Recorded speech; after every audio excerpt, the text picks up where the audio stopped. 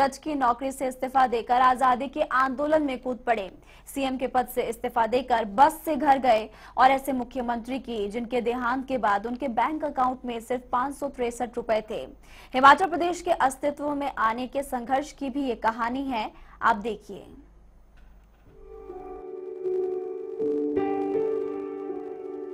रियासतों का रिवाज होता है कि जब उसमें राजा के करीबी कर्मचारी के यहाँ कोई खुशखबरी आती है तो अतिरिक्त इनाम दिया जाता है, शाबाशी दी जाती है। ऐसा ही हुआ 4 अगस्त 1906 को। सिरमौर रियासत के राजा के वजीर थे भंडारी शिवानंद सिंह परमार। उनकी पत्नी ने एक बेटे को जन्म दिया। बेटे का नाम था यशवंत।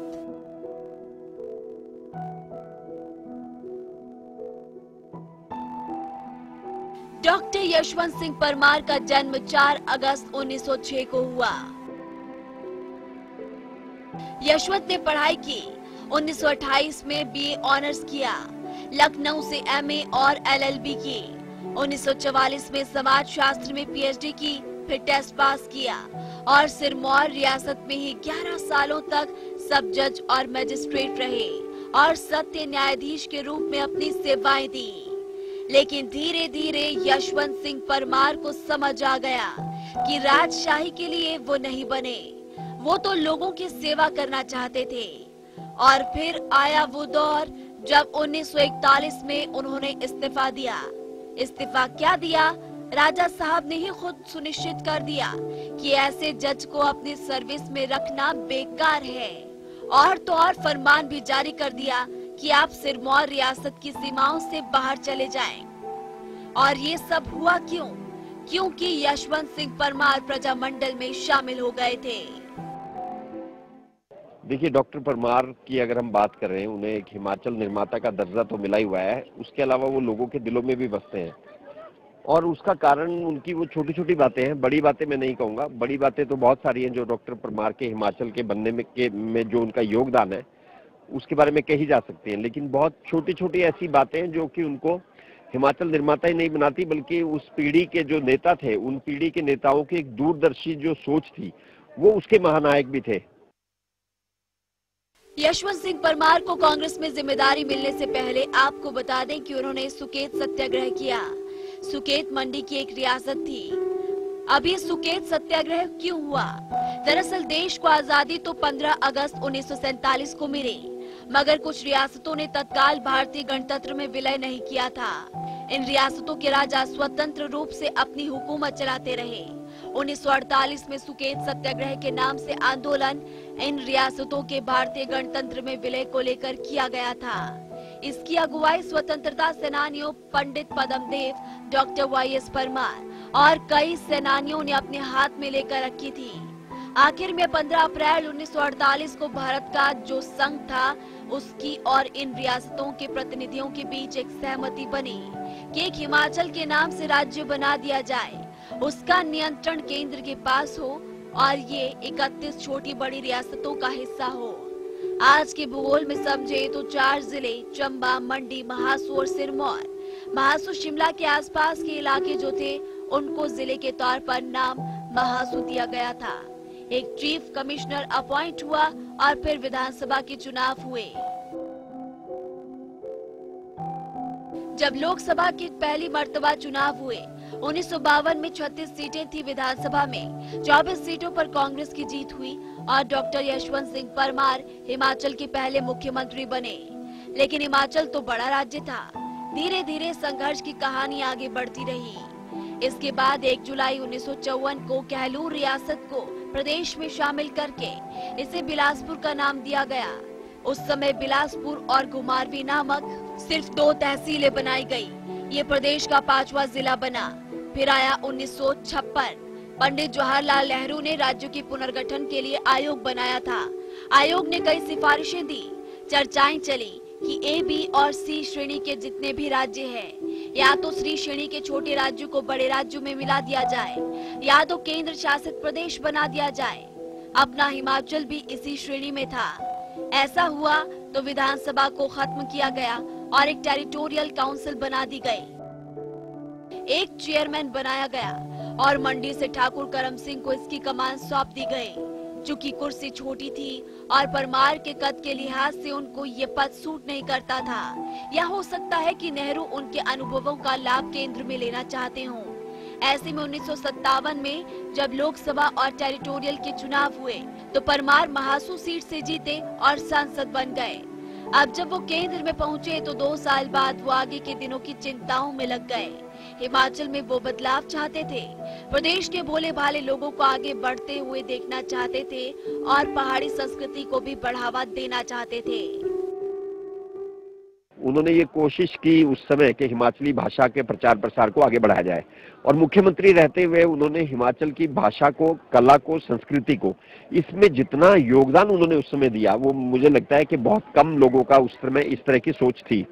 एक बड़ा इंटरेस्टिंग इंसिडेंट है कि जब वो हिमाचल में पंजाब के एरिया मिलाए गए, कांगड़ा, कुल्लू, ये वाले एरिया मिले, शिमला मिला 1966 के बाद, तो वो कांगड़ा के दौरे पर गए तो वहां पे उन्होंने देखा कि वहां का जो APR होता, जो सरकारी तौर पर उनके लिए कार्यक्रम का आयोजन कर रहा था, वो पंजाबी में वहां पे अपना कंपेयर कर रहा था, और वो पंजाबी भाषा में मुख्यमंत्री को भी संबोधित कर रहा था, लोगों को भी संबोधित कर रहा था।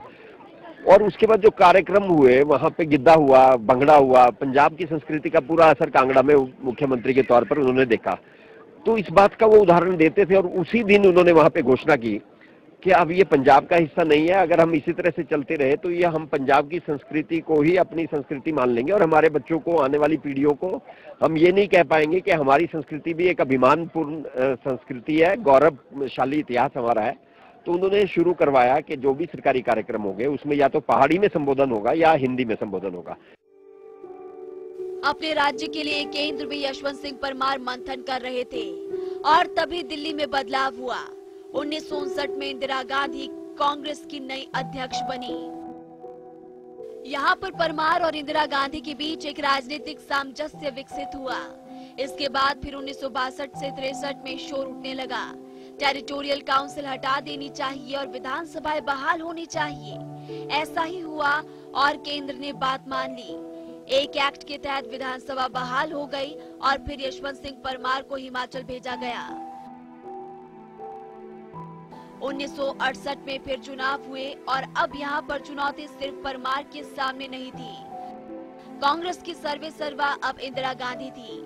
पहाड़ी राज्य में इंदिरा गांधी के पीछे परमार डटे रहे और उस समय कांग्रेस ने अपने घोषणा पत्र में सबसे पहले ये लिखा, हम सत्ता में आएंगे तो हिमाचल को पूर्ण राज्य का दर्जा देने में पूरा जोर लगाएंगे, यानी कि संघर्ष को उसके आखिरी मुकाम तक ले जाएंगे। दिसंबर का महीना था, कड़ाके की सर्दी पड़ रही थी। 18 दिसंबर 1970 को हिमाचल प्रदेश एक्ट पास किया गया। फिर जाकर 25 जनवरी 1971 को प्रदेश को पूर्ण राज्य का दर्जा मिला। वहां पर खुद प्रधानमंत्री इंदिरा गांधी कड़कड़ाती सर्दी के बीच बर्फ में पहुंची और फिर YS परमार ने पूर्व राज्य हिमाचल के मुख्यमंत्री के तौर पर शपथ ली। यशवंत सिंह परमार ईश्वर की शपथ लेता हूँ, ईश्वर की शपथ लेता हूँ कि मैं विधि द्वारा संस्थापित भारत के संविधान के प्रति श्रद्धा और निष्ठा रखूंगा। भारत की प्रभुता और अखंडता की मर्यादा बनाए रखूंगा। हिमाचल प्रदेश राज्य के मुख्यमंत्री के रूप में अपने कर्तव्यों का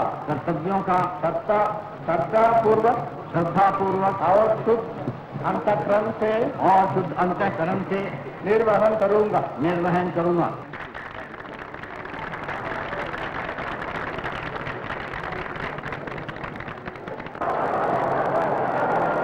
आप सोचिए कि साड़ कपा देने वाली ठंड में भी सैकड़ों लोग रिज मैदान पर पहुंचे थे।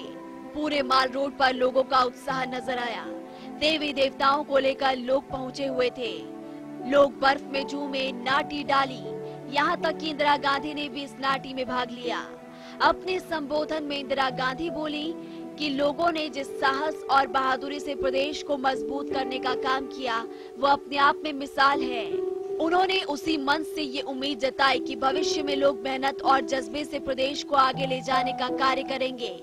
इंदिरा गांधी के इस ऐलान का 30 मिनट का वीडियो फुटेज आज भी मौजूद है। इसमें हिमाचल को पूर्ण राज्यत्व का दर्जा देने की घोषणा में लोगों में जबरदस्त उत्साह नजर आता है।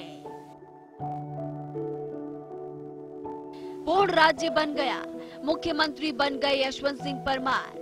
और आज भी परमार की संघर्ष की गाथा को याद किया जाता है कि कैसे पूरा जोर उन्होंने लगा दिया हिमाचल को पूर्ण राज्य का दर्जा दिलाने में। आज जनता टीवी भी उनकी 116वीं जयंती पर उनको नमन करता है।